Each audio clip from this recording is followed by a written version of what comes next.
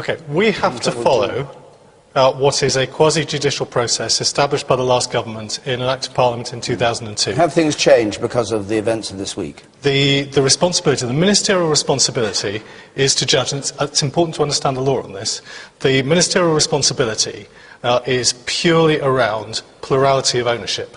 In terms of the test that is there, is someone a fit and proper owner of the media? That is responsible for Ofcom. That is the law as set out in the Act of Parliament passed previously. And we have to stick to the law.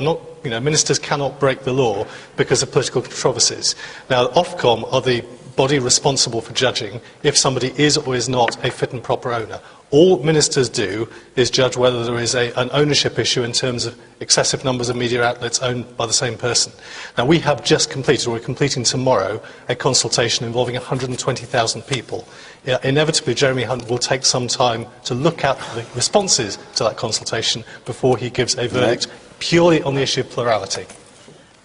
Well, let me say a word in defence of Jeremy Hunt's original statement about his view that he thought that there was likely to be a favourable outcome, which was before all this broke. I mean, in all fairness, he didn't know, none of us knew, that we were going to see this kind of thing on literally an industrial scale. And he was very proper. He stuck by the limits which has been described by Chris that apply to him. Set down by Vince Cable originally. Yeah, but we remember that Vince got in terrible trouble for saying what he said about Rupert Murdoch. To get him, but he did also preclude the fitness to hold to take over B Sky from his judgment, didn't he? He laid down how they would consider it doesn't fall within the area of the judgment of the Culture Secretary. That is limited, as Chris has said rightly, to plurality. However, quite separately from that, the Broadcasting Act is there. The OFT has a responsibility to look into the fit and proper person.